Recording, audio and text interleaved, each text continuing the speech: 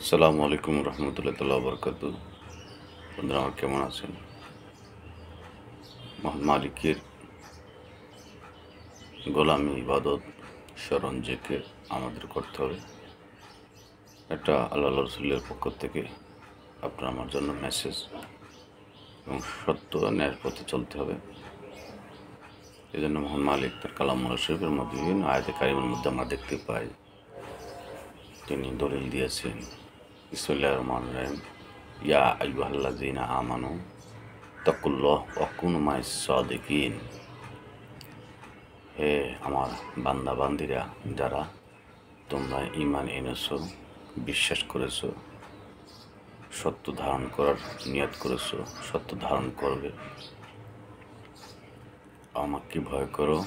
তাকুল্লাহ, আমি আল্লাহর জন্য তাকওয়া অর্জন করো, তোমাদের ভিতর বাহির পরিষ্কার করো। এবং আমার সাদিকিন, যারা ইমানদার বান্দা বান্দি রয়েছে, অলি বুজুর্গ রয়েছে, আমার বন্ধু রয়েছে, সৎ কর্মপরায়ণ বন্ধু যারা রয়েছেন, অভিভাবক, অলিয়া মুর্শিদা, আমার সত্যবাদী বন্ধুদের সাথে তোমরা সুসম্পর্ক করো। এখানে সুসম্পর্ক করার জন্য একদিন বা 2 দিনের কথা বলা হয় না, 6 মাস বা 1 বছরের জন্য বলা হয় না। কাল কিয়ামত পরবর্তী রাসূল পাক সাল্লাল্লাহু আলাইহি ওয়াসাল্লামের কদমে হাজিরা দেওয়া পর্যন্ত আমাদেরকে ওই রশি রজ্জু ধরে থাকতে হবে। এই জন্য কালামুল্লাহ শরীফ বিভিন্ন আয়াতে কারিমে মুমিন এবং কুমিনের আলোচনা এসেছে। কারা মুমিন, কারা কুমিন, কারা কাফের, কারা মুনাফিক। মুনাফিক কাফের চেয়ে ডেঞ্জারাস, কারণ মুনাফিক আপনার আমার সাথেই থাকে, তারা সুযোগ পেলেই ক্ষতি করে। আর কাফেররা সামনাসামনিভাবে খবর দিয়ে, সংবাদ দিয়ে যুদ্ধ করার জন্য, ফাসাদ করার জন্য সংগঠিত হয়। এখানে মুনাফিক এবং কাফেরের পার্থক্য। মুমিন বান্দা সব কিছু বিশ্বাস করবে, দলিল খুঁজবে না। এই প্রেমই হলো মুমিন বান্দার প্রথম একটি মাধ্যম, যে মাধ্যমে আল্লাহ রসুলকে পাওয়া যায়, যে মাধ্যমে আল্লাহ রসুলের মেরাজ হয়। আসসালাতুল মেরাজুল মুমিনিন, নামাজ সকল বান্দাবান্দির জন্য, সকল উম্মতে মুহাম্মদের জন্য একটি মেরাজ সংগঠিত হবে। কীভাবে? দেখা সাক্ষাতের মাধ্যমে। সেই দেখা সাক্ষাৎ কি? আপনাকে আমাকে ধ্যানে খেয়ালে হুজুরি করবে, সালাত আদায় করতে পারলে, মুরাকাবা মুশাহাদার মাধ্যমে চলতে পারলে, সেইভাবে জিন্দেগি পরিচালনা করতে পারলে আমরা এগিয়ে যাব এবং আমাদের আত্মার মুক্তি আসবে। সামনে শবে কদর, শবে বরাত রয়েছে। বরাতে মহান মালিকের পক্ষ থেকে 1 বছরের জন্য বাজেট নির্ধারিত হয়।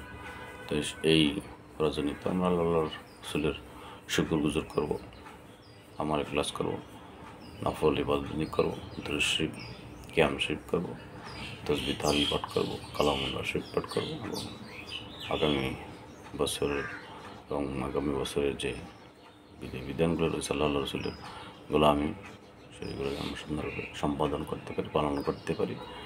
আন্তরিকতার সহিত সকলে নিয়ত রাখবেন। এবং 3টি রোজা রয়েছে, মাঝে মাঝে নফল রোজা থাকলে আল্লাহ রসুলের যেমন খুশি হয়, ঠিক তদ্রুপ রমজান মাসের 30 রমজান বা কমও বেশি হতে পারে, সেই রমজানগুলো আমাদের জন্য সহজ হয়ে যায়। তার ভিতর বাহির পরিষ্কার হয়। নফসে আমার, নফসে রহমান, নফসে মলহেমা, আমাদের মধ্যে কাম, ক্রোধ, লোভ, লালসা, হিংসা, বিদ্বেষ রয়েছে।